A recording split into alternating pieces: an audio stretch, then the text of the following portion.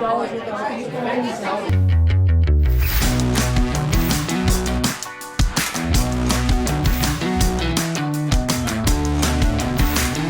Utah male shoots and kills his parents, and the police department and Utah media tell the public that a woman is the suspect and is on the loose. This episode is brought to you by the Philosophies of Men cruise. Finally, we have got this in place. I'm very, very excited about this. This is November 9th through 16th, 2024. This is down the Mexican Riviera. We're going to Cabo, Mazatlan, and to Puerto Vallarta. A quick excerpt from our description.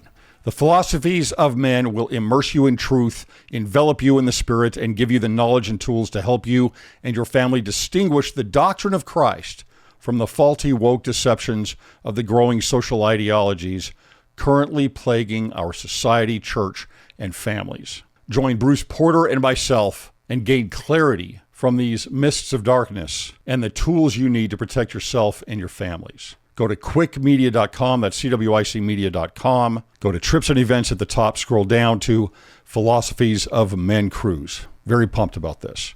All right, our episode for today, I'm pulling most of this from an article by Tommy Stevenson over at Postmillennial.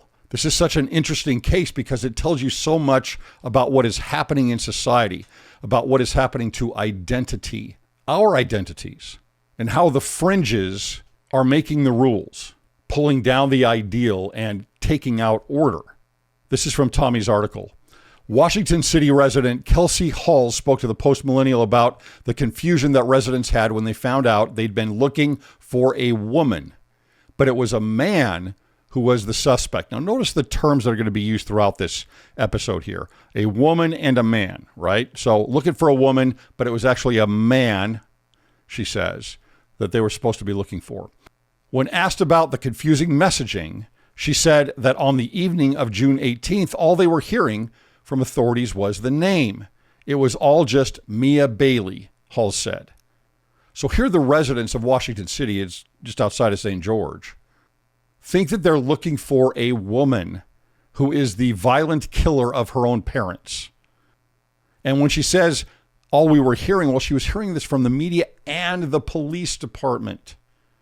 She says, I 100% thought that it was a girl that we were looking for. So that night that it happened, I was like, okay, go lock the doors and whatever. And I told my husband, like, oh, it's some girl that killed her parents. And then I went to bed and then woke up the next morning still thinking that it was a girl that had killed her parents. She said that she had several friends who thought that it was a female, right? Not a girl, a female that was on the loose. So Mia Bailey is a trans woman. A male, I'm going to try and be as clear as I can on this because our society is trying to make this as muddy as possible. A male killed his parents and recently officially had his name changed to Mia Bailey, and he identifies as a woman. Now here's the St. George Police in an alert that they put out. They say, alert, those living in the Bloomington Hills and Fort Pierce area. A suspect of a double homicide that occurred in Washington City on 6/18/24 was last seen in the area of Quarry Ridge and River Road. The suspect was seen heading west through the Wash. The suspect is considered armed and dangerous. This is all in bold for them, this part here. The suspect is considered armed and dangerous.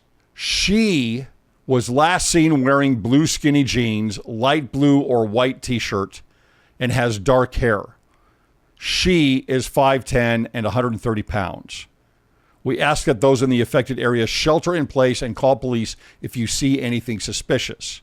People did see things suspiciously. They saw young males that could have been Mia, but all they knew was they were looking for a girl.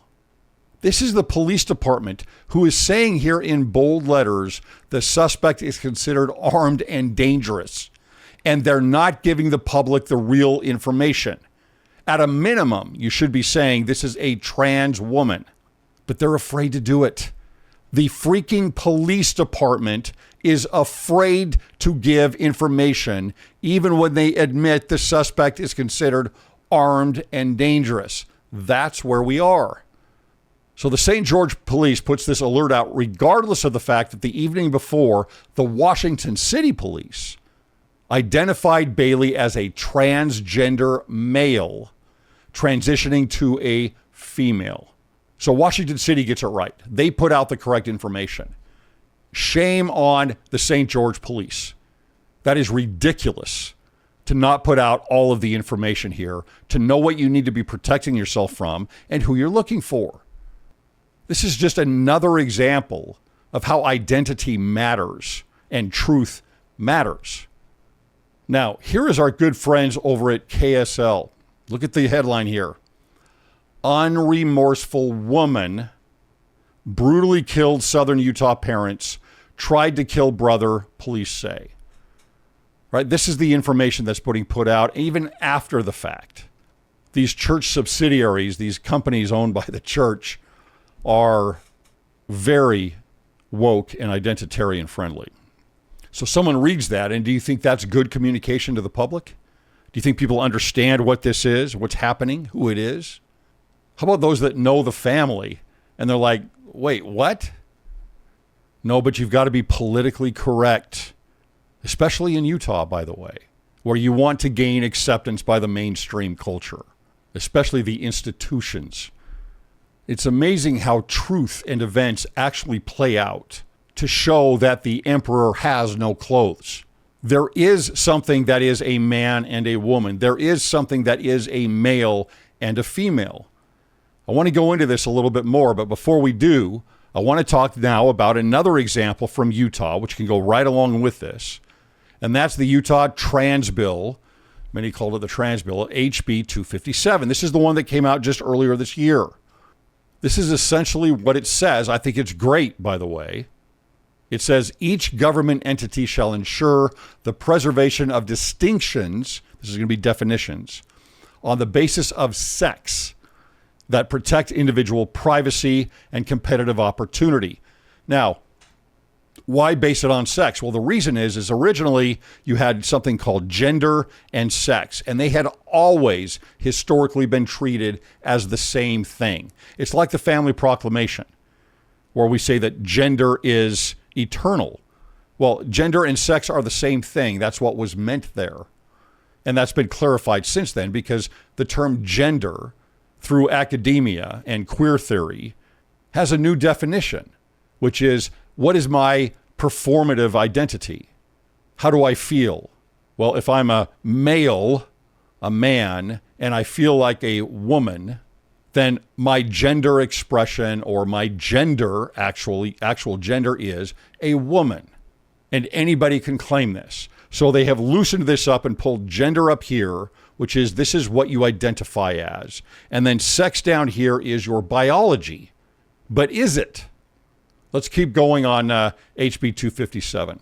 It says to preserve the individual privacy and competitive opportunities of females. So they're using the distinction here as follows. Gender is man and woman. That's how you present yourself. And sex, your biological sex, is male and female. That's the first level. That's where they've tried to get to. They have easily accomplished this. It's being written up in laws, but it's not the end.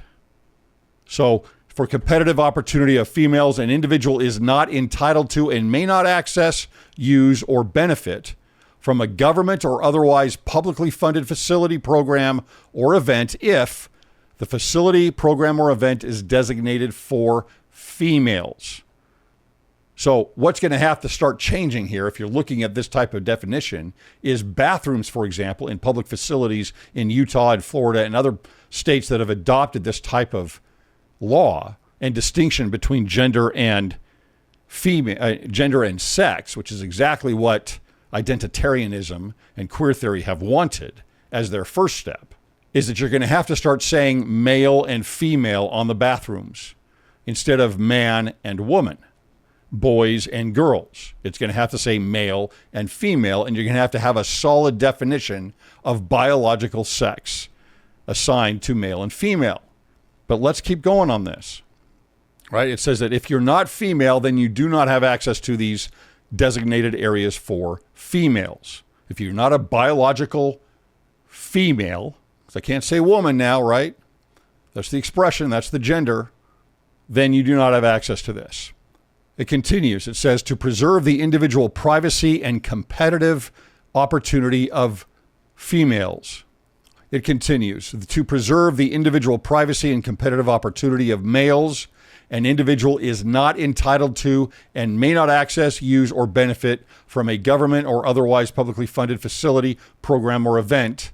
If the facility, program, or event is designated for males and the individual is not male. So that's what they're saying. Biological sex designates who can participate in things assigned for males and things assigned for females. Females cannot participate with the things designated for males, and males cannot participate in things designated for females, right? Biological sex. But see, that's not enough. That is not the end game. First of all, they want trans men, women who identify as men, to be able to use the male bathrooms. They're not male, and vice versa. So in order to gain complete deconstruction of man and woman, you have to be able to go down to the sex level also. You have to destroy male and female. You have to completely deny biological sex. And that is the end game. And you think about a family and how it's built and the strength of marriage between a man and a woman. Are we going to have to start saying male and female now? That order is the order of God. And of course, that's why there's an attack on it. And to think that this is the first time this has happened, I think is ludicrous. These are patterns that happen over and over again. And what accompanies this, I'll get to in a second here, is masculinity and femininity. You've got to destroy both, and there's a way that you do that. So for this bill, HB 257, on the bathrooms and participation in sports, the ACLU asked Governor Cox to veto this. They don't want to even go down into these definitions. This is not what is wanted. Gender alone in that definition is not enough. It's not the end game. Here's some more verbiage. This is from the Human Rights Campaign. Their headline here is that Utah legislature passes first anti-LGBTQ plus bathroom ban of the year. This is for this year, 2024. But look at what they say here in this. This bill is an invasion of the privacy of Utahns. Of course, they're not thinking about women or girls here. They don't care. No student should be denied access to the bathroom that aligns with who they are. Well, first of all, this bill doesn't say that. This bill allows them to say they're a man or a woman. It does not allow them to change their sex. So you see what they really want. Male and female will also be deconstructed. It happens all the time already. No student should be denied access to the bathroom that aligns with who they are. Another example of this is going to pharmacies. Amazon has now opened up their own pharmacy, right? So like everything else that you get delivered to your door, you can now have Amazon be the fulfillment center for all of your medications. Well, they have a questionnaire that you go through. And what do they ask? They say, what is your sex, your biological sex? Uh-oh. And then they give an answer as to why are we asking for assigned sex at birth? Now, here's my question. If male is male and female is female, right, based on anatomy, who is assigning the sex? No one is assigning the sex. The sex is what it is. But see, by using language in this way, I can start to loosen it up. They say, we recognize that someone's assigned sex at birth isn't always the same as their gender identity. Now you see how the words are being used here again. So they're at least still keeping sex and gender as separate here and saying that your gender is your identity, who you identify as, and your assigned sex, or what is on your birth certificate, may be different. But again, assigned sex is a falsehood. Don't accept it. It's a simple way to help deconstruct biology. Now, they say that they are asking for this information because most insurance companies require it for billing prescriptions. Well, maybe there's some truth to that. I don't know. But the bottom line is, another reality is that if you are a biological male, a man, some medications affect you differently than they do women. Some medications can affect the reproductive functions of females. So to give the wrong prescription to the wrong biological sex is a real problem. And if you go to a hospital in an emergency situation, they are going to find out. They want to know quickly, are you a biological male or a biological female? Again, reality rears its ugly head. Now, we see the same thing with the characteristics that go along with a biological male and a biological female. For example, masculinity and femininity. Look at what we're doing to those two concepts, those two truths, those two expressions, those two powers. We are feminizing boys and men because they are not allowed to be masculine. If a male is masculine, it is toxic. So we destroy the masculinity in boys. And coming over to the other side with the girls and women, what do you do to destroy femininity? You lift up the virtues of masculinity within society for girls and women. You want them to become masculine. So you attack the masculinity in boys and you lift the masculinity in girls. You attack the femininity in girls and you lift up the virtues of femininity with boys. And so that yin and yang that is so important and eternal, and not just with humans, and not just with animals, but the ideas of a feminine and a masculine trait or power that work together, which includes all creation, gets turned on its head. Look at Hollywood. Look at how many, excuse the French here, but badass women, special forces women that are out beating the crud out of all these big, aggressive men and shooting up everybody and blowing things up. How that's hailed as great and wonderful. Even in video games, how many of these heroes are women that are doing this? You know, at first it's kind of like, oh, this is kind of fun, I guess. This is kind of interesting. But eventually it becomes part of the narrative. Eventually it becomes part of the expression of society. It becomes the societal truth. Women should be masculine. Men should be feminine. And Hollywood gives us the greatest example of where we are in our society now.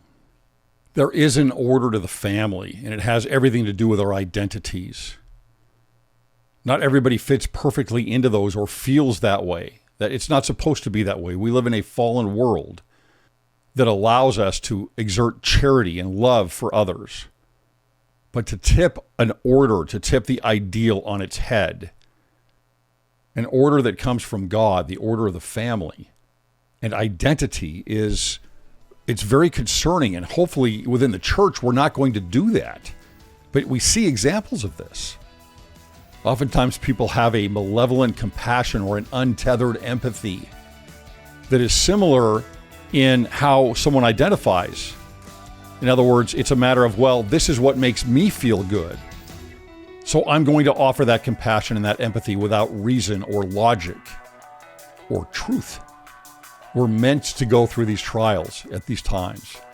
We're supposed to be a part here of something that fights against these mists of darkness, that withstands them, that grows in resilience and truth and strength, spiritual strength. Hopefully we don't choose to be weakened by it. Thanks for listening.